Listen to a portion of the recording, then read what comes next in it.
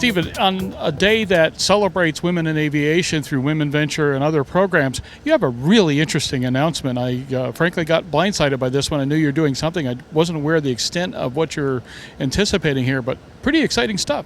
Well, it is. You know, our Red Tail program has done so much for us for education, where we take the story of the Tuskegee Airmen and inspire young kids to rise above their circumstances the way the Tuskegee Airmen did.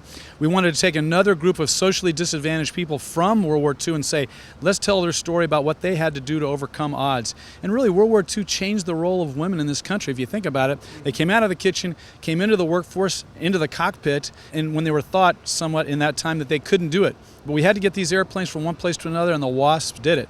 So we want to tell the story to young girls of today and young people of today. Hey, if these women could rise above their circumstances and change their perception in this community in life to achieve their dreams, so can you.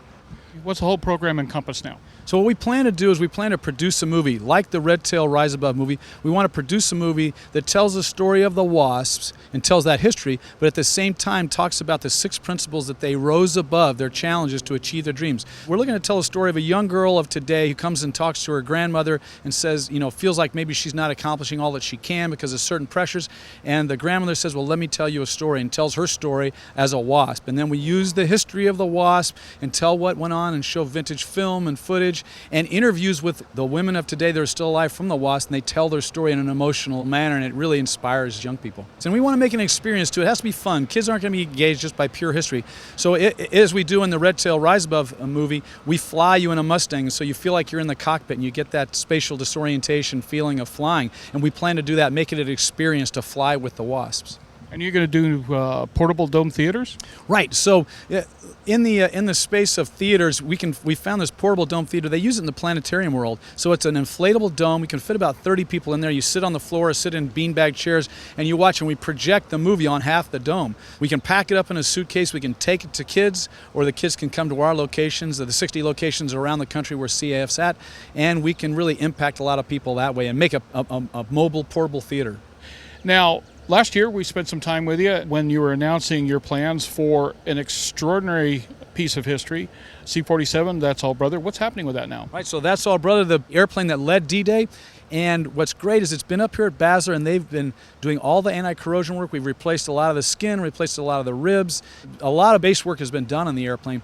And now we're just working with some donors to get the kind of funding we need, and we feel very confident about the promises and commitments we've got, that we feel confident that I can tell you today that we plan to fly this. Our goal is to fly that airplane next year at Oshkosh, ready for duty and the way it was back in World War II. You know, last year when I talked to you, a lot of donors came forward to acquire the airplane, to help reskin it. Now we're going to redo all the wiring. The wiring is so old and brittle, we got to redo all of that. Then we're going to look to paint it, reconfigure it. We think we've got commitments lined up to help us finish that expensive project, but boy, we'll have a piece of history that'll be flying for the next 100 years. But you know, the other thing about That's All Brother, if I haven't told you this, Jim, we want to go to Normandy 2019 for the 75th anniversary. We plan to fly that airplane to Normandy and fly it over the beaches of Normandy on June 6th. We can't wait. We got so many people that want to see it. All of Europe is waiting for it. They've heard about us and they know our goal. And the fact that I'm telling you today for the first time that we're going to be flying by next AirVenture, you know we're going to make it in 2019.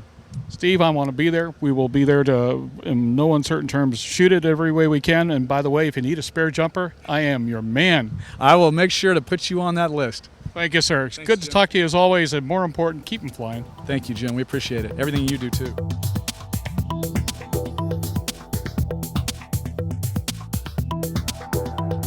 Aero-TV is brought to you by... Tight on panel space? Looking for a great VHF radio? Trig's TY91. The unique space-saving format, dual watch, 9 memories, and built-in 2-place intercom proves this radio is better by design. Contact your approved Trig dealer now. www.trig-avionics.com.